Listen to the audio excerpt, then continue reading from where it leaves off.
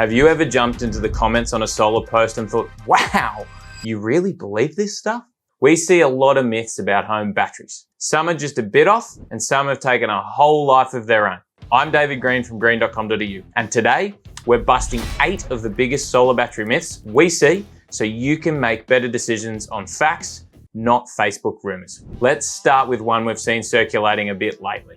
The myth that if you claim the federal cheaper home batteries rebate, the government can access your battery, drain it whenever they want, and secretly own part of it. That's not how it works. The rebate is essentially just an upfront discount off the price of an eligible battery system. You still own the battery, you still control the battery, and no one from the government can log in and flick a switch. This confusion stems from virtual power plants, where you choose to allow an energy company to use a portion or all of your battery in exchange for bill credits or other incentives.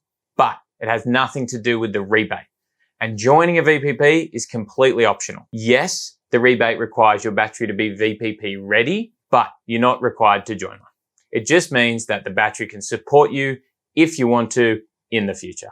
The bottom line, claiming the rebate doesn't give the government access to your battery. It just makes the battery cheaper. Now, is it an appropriate use of your taxpayers' money?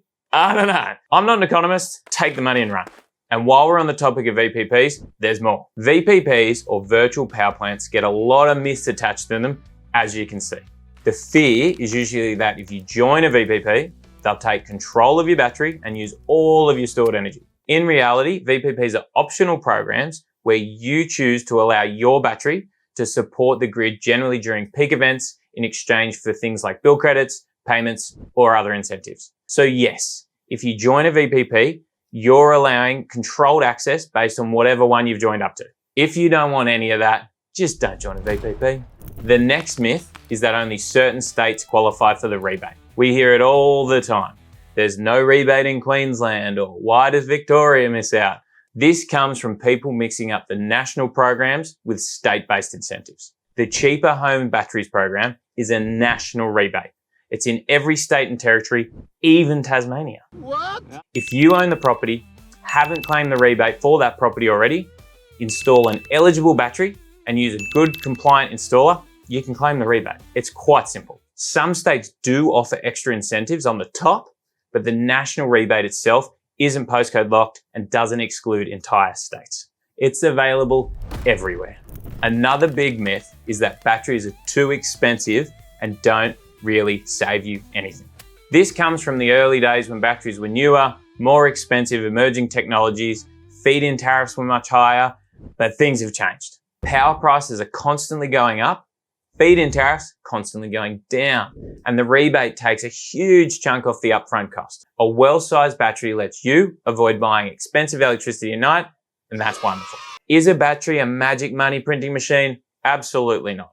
But with the right size system, good usage habits, and proper settings, it can significantly reduce your bill and give you control over how and when you use your energy. The trick is choosing a fantastic brand and a system that actually suits your household, not just whatever's cheapest on the day.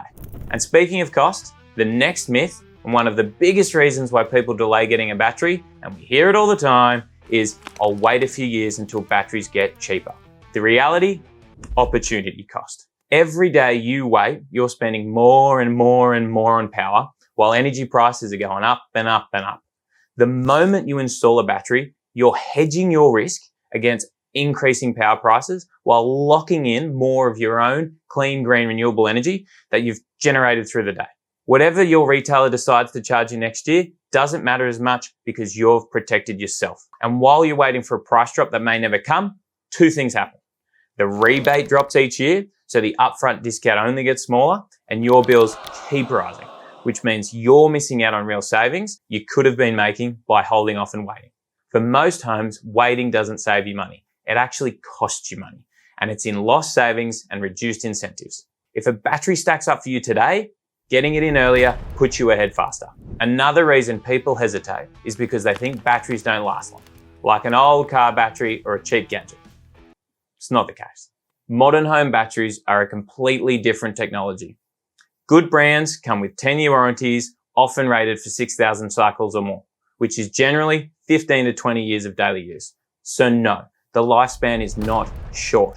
How many things do you buy today with a 10-year warranty? Not many. Let's talk about blackout protection, because this is one of the most misunderstood parts of buying a battery. Some people think batteries don't work in a blackout.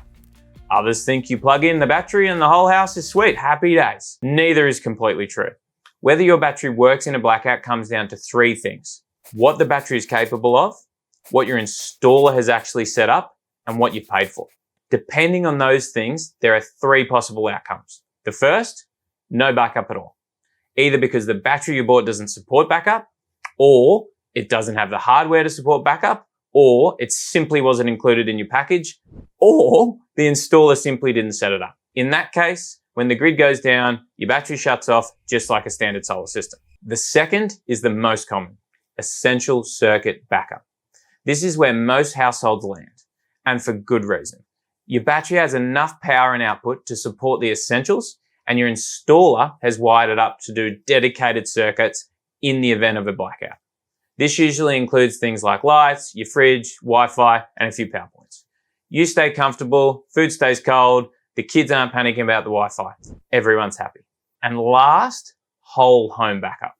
Your battery has the power output to run your entire home, and your switchboard is wired correctly, so your installer has designed the system to specifically support a full home backup. It's great, but it requires the right hardware, the right installation, and usually a large battery. Bottom line, batteries can power your home in a blackout, but your system has to be designed correctly, installed correctly, and you have to make sure you pay for it. So if backup is important to you, just make sure you tell your installer and tell whoever you buy it off up front so they can install it correctly. A lot of people think you can't add a battery unless you replace your entire system. That's not true. Most battery installs we do here at green.com.au are retrofits. So that means we add to an existing solar system. If your inverter is compatible, we simply connect a battery completely to it. If not, we use an AC coupled battery that connects through your switchboard. So no, you don't need to rip your old existing panels off, and no, you don't need a whole new system. We can work with what you've already got and add a battery to your setup, no problem. So there you go. 8 of the biggest solar battery myths we've seen lately. Busted. If you'd like to see what a battery would look like for your home and what it could cost with the current rebate applied, click the link below and request a free quote from our team today. And if you found this helpful, hit like and subscribe and check out all our other videos. Catch you on the flip.